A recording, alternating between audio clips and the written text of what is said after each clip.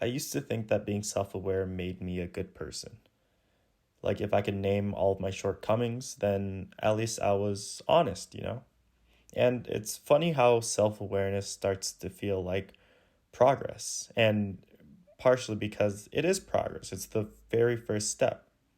It's like saying, oh, I understand I have this issue. It does count for something, but it's as if naming the problem was the same as solving it.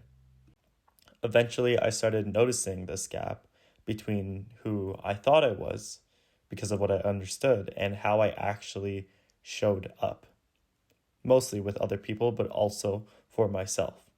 And that's where it kind of gets uncomfortable because awareness without action is kind of just spectating, it's just an observation.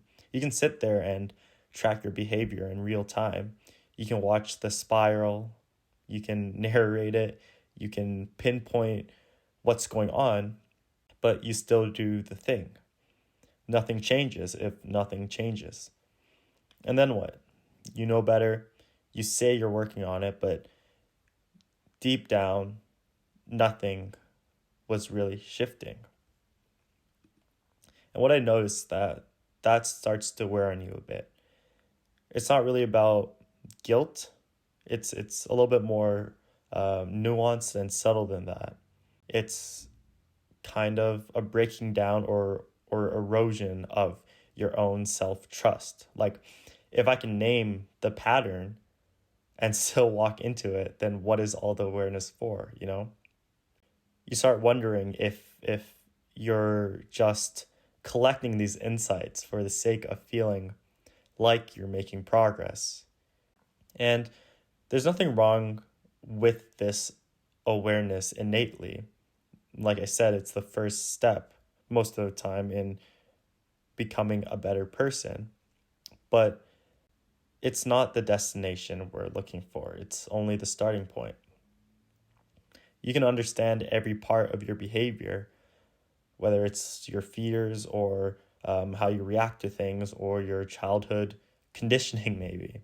You can connect these dots and figure out how things are related, but if you're not willing to act differently, then all that understanding just becomes fluff. It's just decoration. And that realization kind of stings. I know it's stung for me because we're told always that reflecting is such a big deal. It's the first step towards change.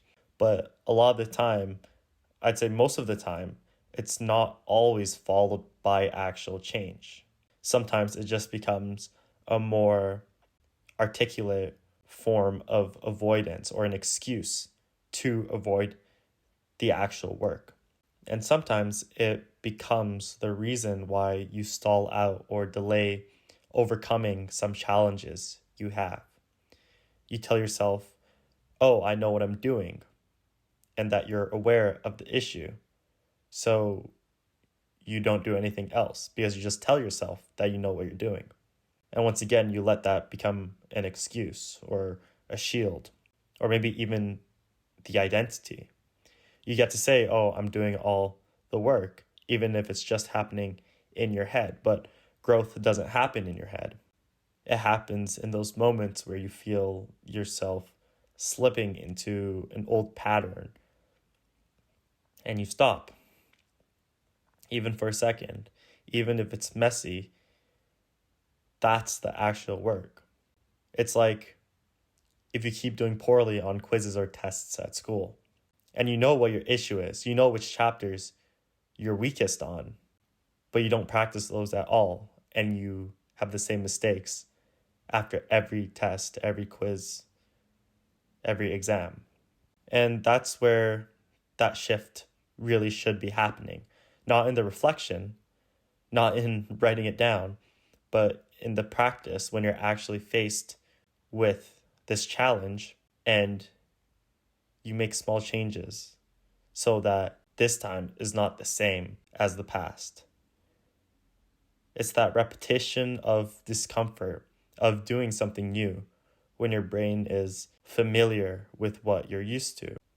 And that might be the part that we might not talk about enough, or emphasized enough because it's not as exciting as figuring out how to identify the issue. It's the actual work, it's the actual boring process of slowly changing yourself, slowly changing the decisions that you're making.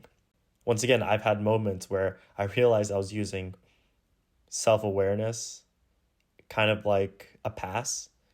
I would call myself a pretty conscious and self aware person.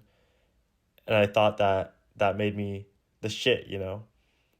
Like as long as I explain these patterns and understand, I could explain the cause and effect from these patterns, but I just didn't change them. I didn't do the actual work. As long as I could narrate what I was going through, I didn't have to move through it. But there comes a point, I know for me at least, where I got tired of hearing my own excuses, where I would get tired of watching myself go through all of these motions and calling it healing or improvement. And that started to kind of eat at me.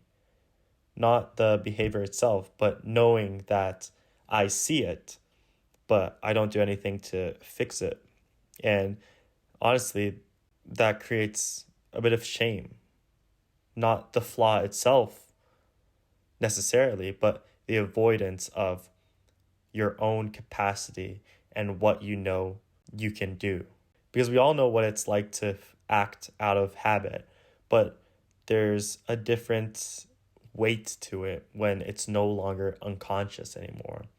When you see the move before you make it and still make it anyway. And once again, that's the thing. Awareness isn't the finish line, I don't think. It's just the moment where you realize you've been running in circles. The work starts after that.